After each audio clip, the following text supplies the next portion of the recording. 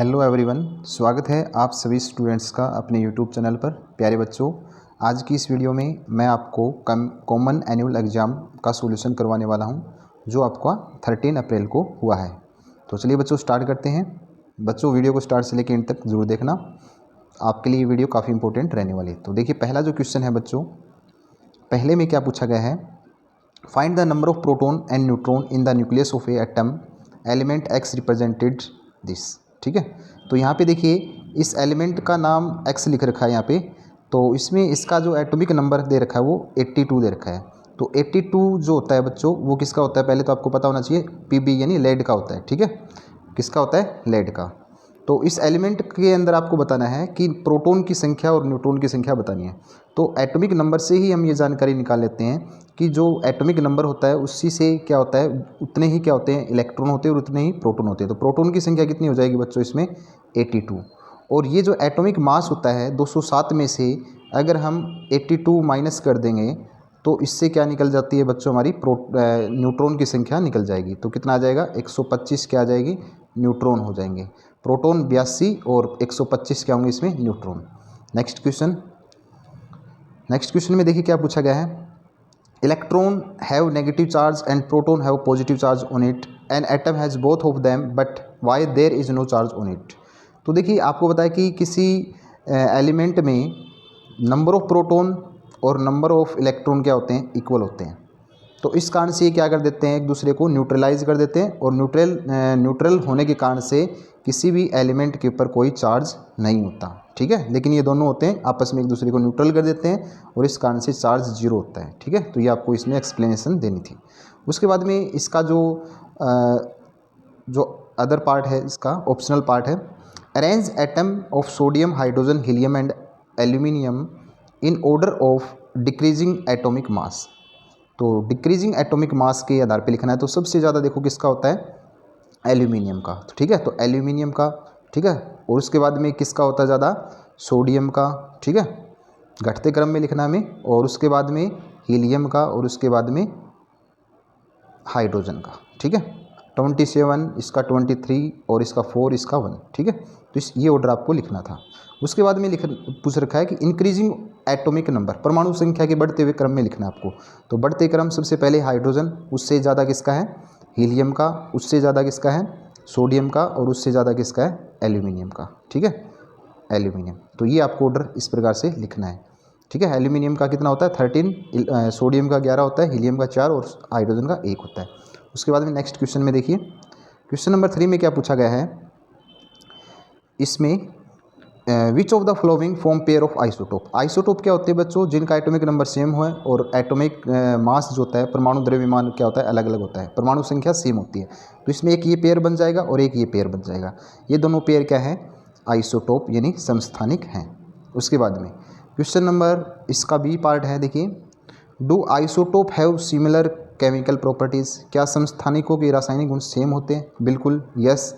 क्यों होते हैं, क्योंकि जो आइसोटोप होते हैं उनकी मतलब एटॉमिक नंबर तो सेम होती है, इस कारण से प्रोटॉन और न्यूट्रॉन की प्रोटॉन और इलेक्ट्रॉन की संख्या क्या होती है, इक्वल होती है। इस कारण से उनकी केमिकल प्रॉपर्टीज़ क्या होती है, सेम होती है।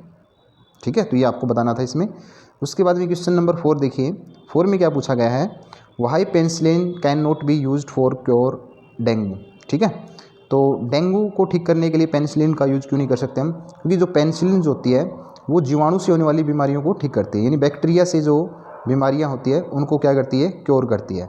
और डेंगू जो होती है वो किससे होती है बच्चों, वायरस से होती है।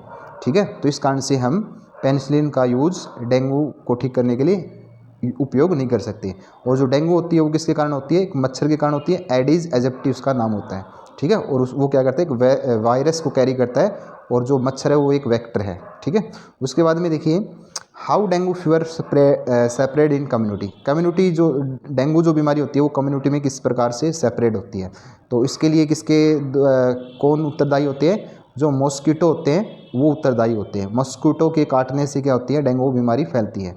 और कौन सा मच्छर जो होता है इस डेंगू के वायरस को कैरी करता है, उसका नाम याद रखना बच्चों, एडिस एजिप्टी। ठीक है, एडिस एजिप्टी जो नाम का मच्छर होता है ये क्या करता है, डेंगू के वायरस को कैरी करता है और जहाँ पे भी ये काटता है वहाँ पे ये क्या करता है, डेंगू के वायरस इंजेक्ट कर देता है ह्यूमन बॉडी में। इस कारण से क्या हो जाती है, डेंगू बीमारी हो जाती है।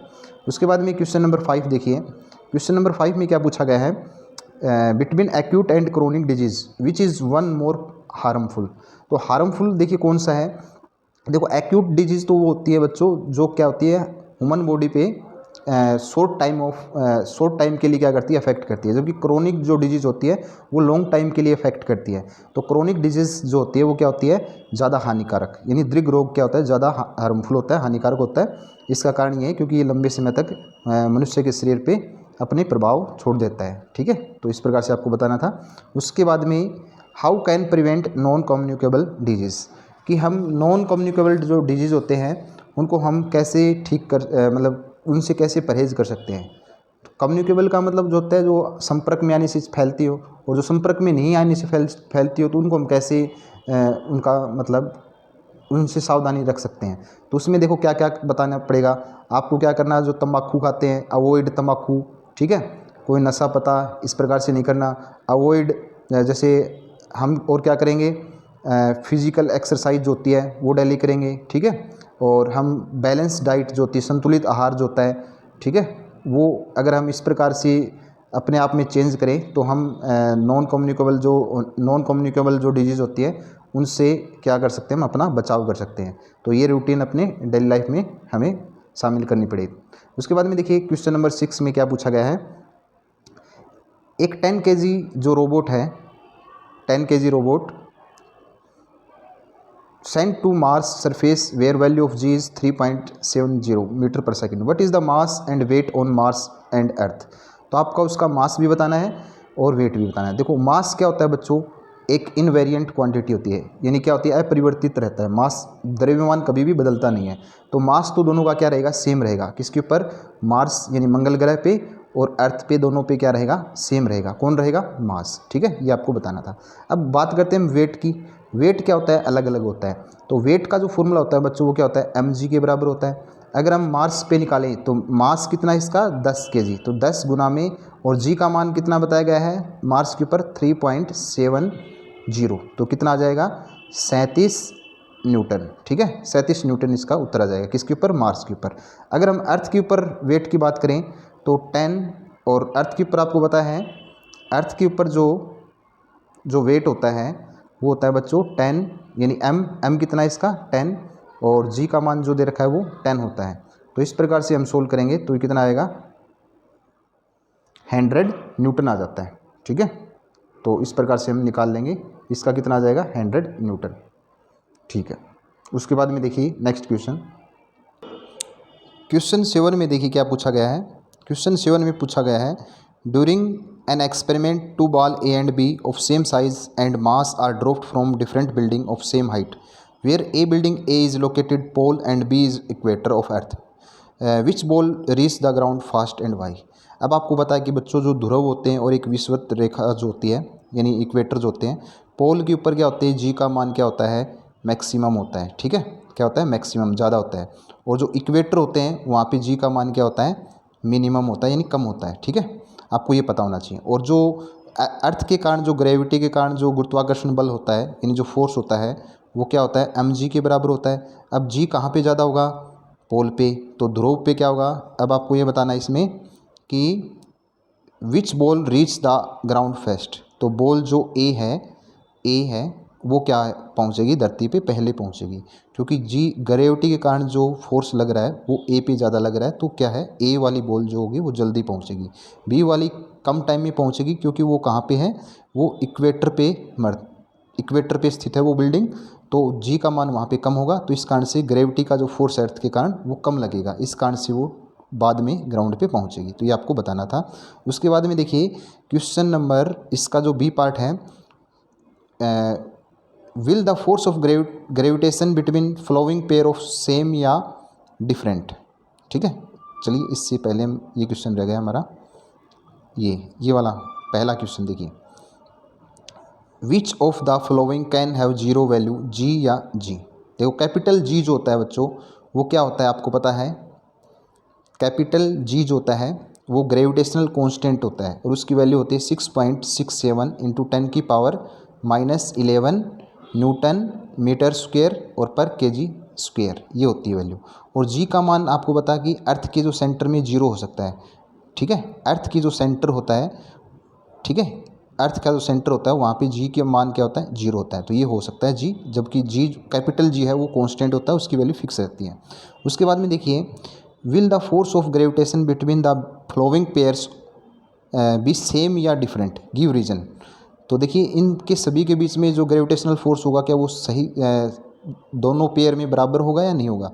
तो देखिए इस पेयर में ज़्यादा होगा और इस पेयर में कम होगा, क्योंकि जो अर्थ है और जो सन है इन दोनों का मास क्या है बच्चों, ज़्यादा है, ठीक है। क्योंकि आपको पता है कि अर्थ है, अर्थ क्या है, किसके चारों ओर रिवॉल्व करती है, सन के, जबकि मून है वो अर्थ के।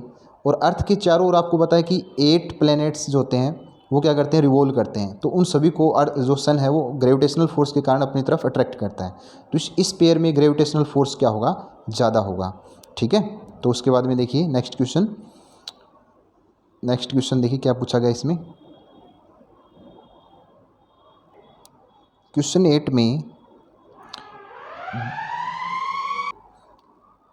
जिज्ञासा took 5 moles of oxygen gas in a container and Gyan also took 5 mole of ozone in another container of the same weight. Whose container is heavier and how much? तो आपको बताना है कि किसका कंटेनर ज़्यादा भारी होगा और किसका नहीं। तो देखिए जिज्ञासा ने किसके लिए 5 मोल। अब आपको पता है कि नंबर ऑफ मोल निकालने का फॉर्मूला जो होता है weight divide by molar weight, ठीक है, ये होता है। तो वेट यहाँ से निकालेंगे बच्चों, तो नंबर ऑफ मोल गुणा में मोलर मास, ये हो जाएगा। परमाणु जो द्रव्यमान होता है वो हो जाएगा आणविक द्रव्यमान। अब यहाँ पे नंबर ऑफ मोल्स जिज्ञासा की कितने, 5, दोनों में सेम है, यहाँ पे नीचे सेम लिख देता हूँ। लेकिन यहाँ पे ये क्या ले रही है, ऑक्सीजन गैस। ऑक्सीजन का जो गैस का जो मास होता है वो कितना होगा, 32 होगा। और ओजोन का कितना होगा, ओजोन का जो मास होगा वो 48 होगा। तो इस केस में मास जो आता है 160 ग्राम आता है और इस केस में जो मास आता है 240 ग्राम आता है। तो इसका मतलब किसका कंटेनर ज़्यादा भारी है, तो वो ज्ञान का ज़्यादा भारी रहेगा, क्योंकि इस केस में मास जो होता है वो ज़्यादा आता है, ठीक है, वेट ज़्यादा रहा है। उसके बाद में बी वाला पार्ट बताना है। बी वाले पार्ट में देखिए क्या पूछा गया है, how many atoms of nitrogen are present in 0.5 mole. अब आपको तो कि 1 मोल जो नाइट्रोजन होता है उसमें होता है 6 पॉइंट एवोगैड्रो नंबर के बराबर इंटू 10⁻23, ठीक है। अगर मैं यहाँ पे 1 के स्थान पे 0.5 यानी 1/2 लिख दूँ तो इसका मतलब भी 0.5 ही होता है। तो इसका मतलब इसको मैं 1/2 से डिवाइड कर दूंगा इन एटम्स को। अगर डिवाइड करूँगा तो क्या आ जाएगा, वो आ जाएगा हमारा 3.011 इंटू 10⁻23 एटम्स, इतने के बराबर आ जाएगा। तो ये इसका सही उत्तर रहेगा। उसके बाद में देखिए, a chemist need 8 gram of oxygen atom to complete his experiment but he has device that can measure atom only in mole. How many moles he should take to complete his experiment? तो आपको बताना है कि कितने moles लेगा वो अपने experiment को कंप्लीट करने के लिए। अब आपको पता है कि 1 मोल जो होता है ऑक्सीजन का वो किसके बराबर होता है, 1 मोल ऑफ ऑक्सीजन यानी O इक्वल टू 16 ग्राम। और उसमें क्या होता है, उसको क्या बोल सकते हैं हम, 1 मोल, ठीक है।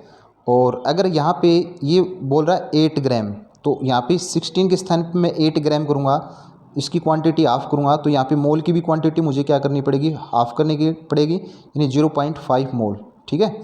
तो ये इसका सही उत्तर रहेगा। तो इसका मतलब how many mole he should take to complete this experiment, तो उसको क्या करना पड़ेगा, 0.5 मोल के द्वारा अपना एक्सपेरिमेंट उसको कंप्लीट करना पड़ेगा, ठीक है।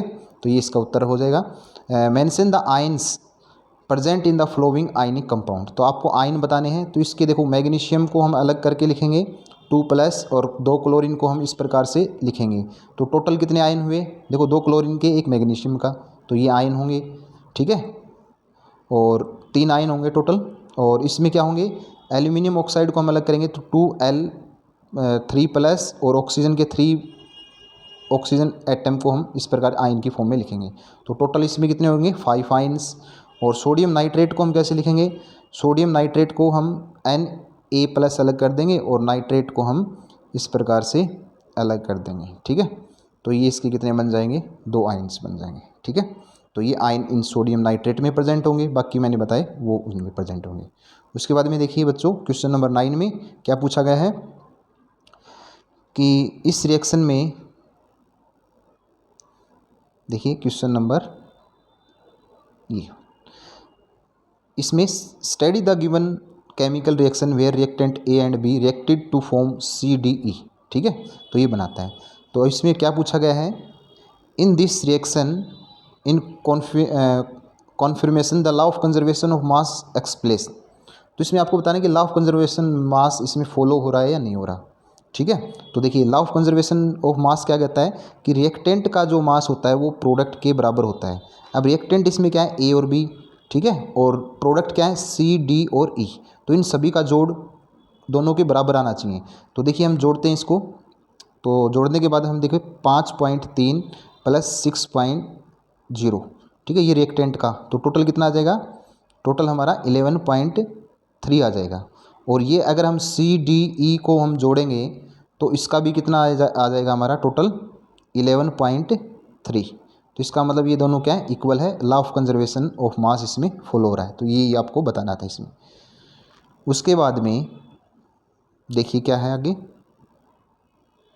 क्वेश्चन नंबर, इसका जो बी पार्ट है इसी का, तो उसमें देखिए 124 gram of magnesium is Brent in 16 gram of oxygen, 40 gram of magnesium oxide is formed, ठीक है। देखिए मैग्नीशियम ऑक्साइड का फॉर्मूला आपको पता होना चाहिए बच्चों कि मैग्नीशियम ऑक्साइड का फॉर्मूला ये होता है, और मैग्नीशियम का जो एटॉमिक मास होता है वो 24 और ऑक्सीजन का होता है 16। अगर इनको हम रेशियो में डिवाइड करते हैं तो ये कितना आ जाएगा, 3:2, ठीक है, ये आएगा। इसका मतलब लॉ ऑफ कांस्टेंट प्रोपोर्शन के अकॉर्डिंग कि कोई भी जो कंपाउंड होता है, केमिकल कंपाउंड, उसमें जो एटम्स होते हैं, जो एलिमेंट होते हैं, वो एक fix ratio by their mass के अकॉर्डिंग क्या होते हैं, प्रेजेंट होते हैं। तो इसमें इनका रेशियो क्या है, 3:2। अब देखिए ये क्या करता है कि 24 और 16, ठीक है, ये क्या इस रेशियो में प्रेजेंट है, 3:2 में। तो देखिए हम 3 ये क्या है, काट देंगे इसको हम, तो 3:2 में प्रेजेंट है बिल्कुल। और इससे क्या प्रोड्यूस हो रहा है, 40 ग्राम, ठीक है। उसके बाद में ये बोल रहा है कि क्या 3 ग्राम मैग्नीशियम ऑक्सीजन 20 ग्राम ऑक्सीजन के साथ रिएक्ट करेगा। तो देखिए तो उससे कितना मैग्नीशियम ऑक्साइड बनेगा, तो 3 ग्राम मैग्नीशियम अगर रिएक्ट करने मैग्नीशियम को रिएक्ट करवाना है ऑक्सीजन के साथ में, तो हमें 2 ग्राम ऑक्सीजन की रिक्वायरमेंट होगी, तब जा करके हमारा 5 ग्राम क्या बनेगा, MgO। लेकिन क्वेश्चन में क्या बोल रखा है कि ऑक्सीजन 20 ग्राम ले रखा है, तो ये रिएक्शन क्या होगी, इस प्रकार से ये रिएक्ट नहीं करेगा, इस नियम के अनुसार ये काम करेगा।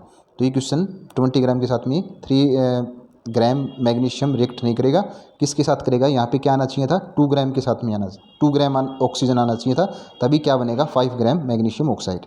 उसके बाद में क्वेश्चन नंबर 10 देखिए, इनके आपको क्या लिखने हैं, रासायनिक सूत्र लिखने हैं, ठीक है, रासायनिक सूत्र। तो देखिए जिंक सल्फेट का सूत्र जो होगा वो क्या होगा, जिंक सल्फेट ये हो जाएगा, ठीक है, और एल्यूमिनियम हाइड्रोक्साइड का AlOH की थ्राइस, ठीक है, ये हो जाएगा। सोडियम कार्बोनेट, सोडियम Na2CO3, ये इसका सूत्र हो जाएगा। तो बच्चों ये आपको कर लेने थे। उसके बाद में इनके आपको क्या निकालने हैं, एटॉमिक मॉलिक्यूलर मास निकालना था। तो मॉलिक्यूलर मास निकालने के लिए बच्चों आपको हिंट भी दे रखी है इसमें। तो देखिए पहले हम इसका निकालते हैं हाइड्रोजन कार्बोनेट का। तो आपको पता कि 2 हाइड्रोजन के एटम, ठीक है, गुना में 1 प्लस कार्बन का 12 होता है और ऑक्सीजन का 16 होता है, लेकिन 3 एटम का कितना होता है, 3 इंटू में 1 का होता है 16। तो इसको जोड़ेंगे तो कितना आ जाएगा बच्चों, 62 ग्राम यूनिफाइड इन इसका क्या आ जाएगा, मॉलिक्यूलर मास, आणविक द्रव्यमान निकल आएगा। उसके बाद में H2S का निकालेंगे तो क्या आएगा, H2S का देखिए 2 इंटू में 1 और सल्फर का कितना होता है 32, दोनों को ऐड कर देंगे तो 34U आ जाएगा, ठीक है। उसके बाद में MgSO4 का निकालेंगे तो मैग्नीशियम का आपको पता है कि 24 होता है और सल्फर का 32 होता है और ऑक्सीजन का 16 होता है, 4 का 64 हो जाएगा, ठीक है। इनको हम जोड़ देंगे, जोड़ने के बाद 120U इसका निकल आएगा मैग्नीशियम सल्फेट का। उसके बाद में क्वेश्चन नंबर 11 देखिए, आपको दे रखे हैं 3 एलिमेंट XYZ, इनका मास दे रखा है 11, 18 और 31, इनकी परमाणु संरचना नीचे दी गई है। तो इनमें से कौन सी धातु होगी और कौन सी अधातु होगी। तो बच्चों इसमें हम क्या करेंगे, जो X है इसमें पहले हम इसकी इलेक्ट्रॉनिक कॉन्फ़िगरेशन लिख लेते हैं, क्योंकि ये इसके ऑर्बिट है, ऑर्बिट में क्या लिखे जाते हैं, इलेक्ट्रॉन। तो पहले में देखो X के स्थान पर मैं क्या लिखूँगा, पहले में कितने इलेक्ट्रॉन इसके 2 और लास्ट वाले में कितने 3, तो 2 3, ये किसका होता है, 2 और 3 5 हो गए, 5 एटॉमिक नंबर किसका होता है, बोरोन का। और बोरोन क्या होती है बच्चों, एक मेटल यानी धातु होती है। वाई का लिख लेते हैं।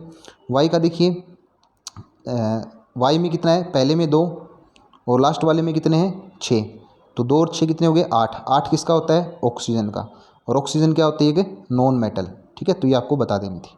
उसके बाद में जड का देखिए, जड में क्या लिखूँगा मैं, जड में क्या है, पहले सेल में 2, दूसरे में कितने 8 और तीसरे में 5, तो ये टोटल कितना हो जाएगा इसका 15।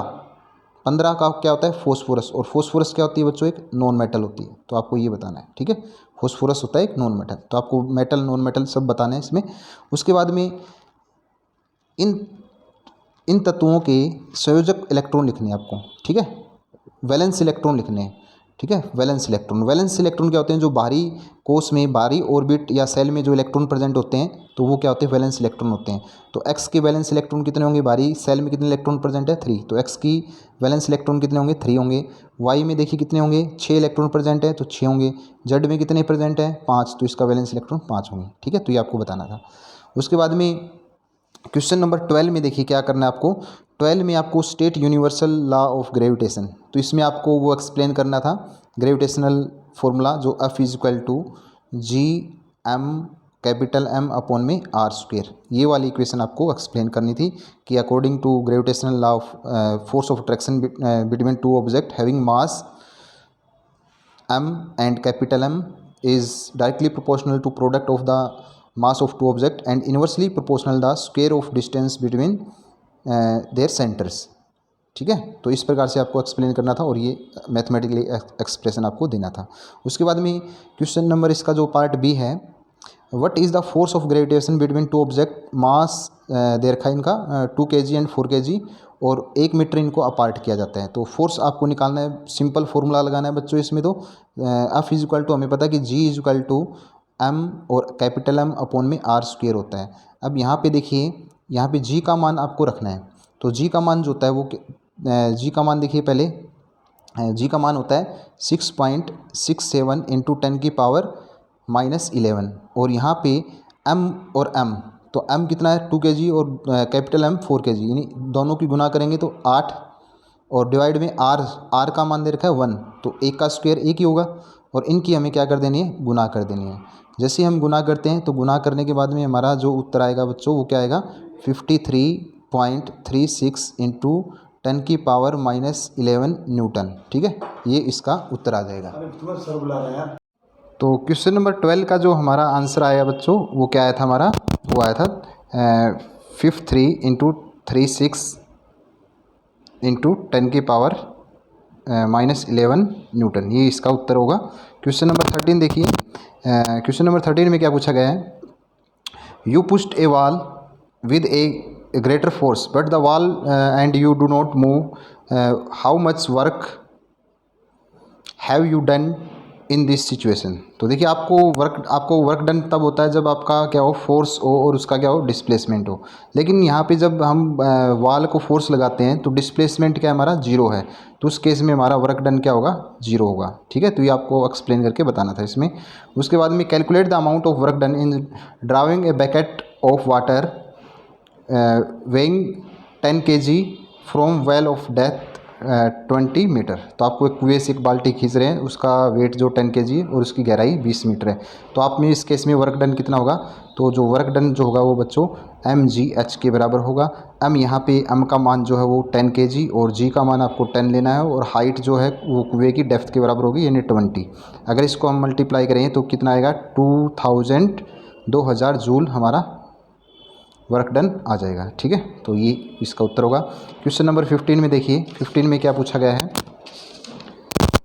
14 में पूछा गया है कि इस चार्ट के माध्यम से अध्यापक क्या समझाना चाहता है। तो देखिए चार्ट दे रखा है, इस चार्ट के माध्यम से आप क्या देख रहे हैं, इस चार्ट के माध्यम से आप देख रहे हैं कि जो हेल्थी पर्सन जो है उसमें इन्फेक्टेड पर्सन से जो डिजीज़ ट्रांसफ़र होने के जो मीडियम होते हैं, जो माध्यम होते हैं, वो क्या हो सकते हैं, अलग अलग होते हैं। कोई डायरेक्ट कंटेक्ट से भी हो सकता है, एयर के थ्रू भी हो सकता है, फूड के थ्रू भी हो सकता है, वाटर के और इन्फेक्टेड एनिमल के थ्रू भी। जो पैथोजन होते हैं, जो बीमारी के जो जैसे वायरस बैक्टीरिया जो होते हैं वो इन माध्यम के थ्रू किसी स्वस्थ व्यक्ति में ट्रांसफ़र हो सकते हैं, यानी उनका मतलब एक इस अस्वस्थ व्यक्ति से इस स्वस्थ व्यक्ति में ये इन माध्यम के थ्रू जा सकते हैं। तो ये चार्ट के माध्यम से समझाना चाहता है। उसके बाद में देखिए सीधे संपर्क से फैलने वाले 2 रोगों के नाम बताने आपको, ठीक है। तो यहाँ पे इंग्लिश में देख लेते हैं। Name 2 disease transmit through direct contact. तो डायरेक्ट कंटैक्ट में आप बता देना है कोविड, ठीक है, कोविड है, कोल्ड है, ठीक है, कफ है, ठीक है, ये क्या होते हैं, डायरेक्ट कंटैक्ट से फैल सकते हैं। उसके बाद में सी वाले पार्ट में देखिए, a person suffering from HIV AIDS and another is suffering from tuberculosis, TB से पीड़ित है। This 2 person who is more prone to other disease, ठीक है। तो देखिए कौन सा फैला सकता है, कौन सी बीमारी फैल सकती है इनमें से। तो देखिए जो TB से पीड़ित है ये व्यक्ति क्या कर सकता है, दूसरे व्यक्ति को क्या कर सकता है, संक्रमित कर सकता है। एड्स वाला जो होता है ये क्या है, एक नॉन कम्युनिकेबल डिजीज़ है, और जो हमारी जो TB है ये क्या है, कम्युनिकेबल डिजीज़ है। तो ये क्या है, मोर प्रोन है अदर डिजीज़ की। तो इसके क्या है, तो संक्रमण के प्रति जो TB वाला जो व्यक्ति है वो ज़्यादा संवेदनशील रहेगा। तो इसमें आपको ये बताना था। उसके बाद में जो इसका और पार्ट है ऑप्शनल वाला, as you know the school have just opened after the pandemic, what the precautions you should take in your school to reduce the incidence of infectious disease। तो इसमें आपको बताना है कि जैसे क्या क्या स्टेप उठाने चाहिए हमें कोविड को रोकने के लिए, जैसे कि सोशल डिस्टेंसिंग, ठीक है, सोशल डिस्टेंसिंग आप लिख सकते हैं, हैंड सैनिटाइज, ठीक है, हैंड सैनिटाइज। उसके बाद में आप मास्क जो है, मास्क का यूज़ करके, तो इस प्रकार से हम इस पेंडेमिक के जो खतरे होते हैं उनको हम कम कर सकते हैं। उसके बाद में देखिए 15 नंबर क्वेश्चन में क्या पूछा गया है कि यहाँ पे एक क्या है, पत्थर है, ठीक है, उसका जो 20 kg का वेट है, ठीक है। तो उसका क्या निकालना है हमें, इस पत्थर की क्या है, how much the potential energy stone at position A के ऊपर इसकी पोटेंशियल एनर्जी क्या होगी। पोटेंशियल एनर्जी क्या होती है बच्चों, पोटेंशियल एनर्जी जो होती है वो mgh के बराबर होती है। यहाँ पे हमारा 20 kg है, और g जो ग्रेविटी के कारण जो है वो हमें कितना लेना है, 10, और हाइट कितनी दे रखी है, देखो इसकी यहाँ से 30 मीटर है, ठीक है। तो ये 30, तो इसकी गुना करेंगे हम तो 6000 जूल इसका उत्तर आ जाएगा पहले का, ठीक है। उसके बाद में बी पार्ट में देखिए, बी पार्ट में क्या पूछा गया है, किन परिस्थितियों में पत्थर की स्थितिज और गतिज ऊर्जा अधिकतम होगी। तो ये आपको बताना है। तो ये कब होगा, जब हाइट क्या होगी, मैक्सिमम होगी, ठीक है, हाइट मैक्सिमम होगी, ठीक है, तब तो हमारा क्या होगा, जो पोटेंशियल एनर्जी है वो क्या होगी, मैक्सिमम होगी। तो देखो 30 और ये 1 मीटर दे रखा है, तो इस केस में ज़्यादा क्या होगी, पोटेंशियल एनर्जी होगी, ठीक है। उसके बाद में आपको पोटेंशियल एनर्जी, ये काइनेटिक एनर्जी के बारे में बताना कि काइनेटिक एनर्जी जो होगी वो मैक्सिमम कब होगी, जब हमारी वेलोसिटी क्या होगी, मैक्सिमम होगी, ठीक है। और वो मैक्सिमम इस पॉइंट पे जाकर के क्या होगी, सबसे ज़्यादा मैक्सिमम है। तो यहाँ पे पोटेंशियल एनर्जी नहीं, काइनेटिक एनर्जी, गतिज ऊर्जा क्या है, सबसे ज़्यादा है। तो ये आपको बताना है इस क्वेश्चन में। उसके बाद में ज़मीन से टकराने ठीक पहले पत्थर का वेग परिकलित कीजिए, यानी आपको इंग्लिश में देख लीजिए, calculate the velocity of the block just before it hits the ground. तो आप देखिए बच्चों, इसमें क्या है कि आपको पता है कि law of conservation of energy, kinetic energy और पोटेंशियल एनर्जी का जो जोड़ होता है वो क्या होता है, कांस्टेंट, यानी स्थिर रहता है, ठीक है, ये आपको पता है। तो आप देखिए, हम इसके लिए इक्वेशन बनाते हैं कि जो हमें अभी निकाली है कि यहाँ पे इस पूरे हाइट के लिए हम मान लेते हैं कि इस पॉइंट के ऊपर, ए पॉइंट के ऊपर पोटेंशियल एनर्जी क्या है, मैक्सिमम है। तो यहाँ पे हमने इस पॉइंट के ऊपर पोटेंशियल एनर्जी निकाली थी, वो कितनी निकाली थी, 6000 जूल निकाली थी, 6000 जूल निकाली थी। तो वो बराबर होगी, और इस पॉइंट पे काइनेटिक एनर्जी 0 है।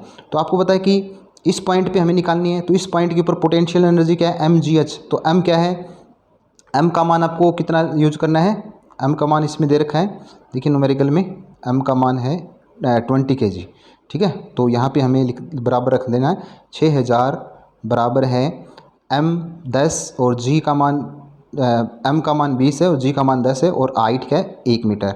और पोटेंशियल एनर्जी हम मान लेते हैं हाफ, प्लस लिख देते हैं हाफ mv², क्योंकि दोनों का सम इसके बराबर होगा। तो यहाँ पे ये इक्वेशन कितना आया, 200 जूल प्लस में हाफ mv², वो बराबर होना चाहिए आपका किसके, 6000 जूल के बराबर। अब यहाँ से हम इक्वेशन करेंगे तो यहाँ पे हमारा क्या निकल गया आएगा कि जो हाफ mv² है, हाफ mv² वो बराबर होगा 6000 में से 200 घटा देंगे तो 5800, ठीक है। और यहाँ पे m के स्थान पे हम 20 लिख देंगे, तो ये 10 कट जाएगा, ठीक है। तो इसके नीचे डिवाइड में 10 कर देंगे, ठीक है, और ये 10 से ये कट जाएगा, तो v² जो होगा वो 580 और v जो आएगा वो स्क्वायर रूट ऑफ 580 मीटर पर सेकंड। तो ये इसकी क्या आ जाएगी, वेग आ जाएगा, यानी वेलोसिटी आ जाएगा। उसके बाद में ये क्वेश्चन नंबर, इसका ऑप्शनल पार्ट है, state the law of conservation of energy. तो इसका देना है कि बच्चों इसके अकॉर्डिंग क्या है कि जो टोटल एनर्जी जो होती है वो कांस्टेंट होती है, यानी पी प्लस काइनेटिक एनर्जी, ठीक है, पी प्लस के ये क्या होती है, कांस्टेंट होती है, कांस्टेंट हर पॉइंट के ऊपर क्या होती है, कांस्टेंट, इन दोनों का जोड़ क्या रहेगा, स्थिर रहेगा, कांस्टेंट रहेगा। What is meant by free fall. Free fall क्या होती है कि कोई ऑब्जेक्ट फॉल करती है under the influence of earth gravity, तो उसको हम क्या कहेंगे, फ्री फॉल कहेंगे। तो ये था बच्चों इस पूरे पेपर का सॉल्यूशन। बच्चों वीडियो कैसी लगी कमेंट और चैनल को सब्सक्राइब और वीडियो को लाइक ज़रूर करना। तो बच्चों हम आपके लिए फिर से हाजिर होंगे इसी प्रकार की वीडियो के साथ। तब तक के लिए अपना ख्याल रखना और ज़्यादा से ज़्यादा अपने फ्रेंड के साथ शेयर करना बच्चों, और चैनल को सब्सक्राइब करना। तब तक के लिए अपना ख्याल रखना, टेक केयर।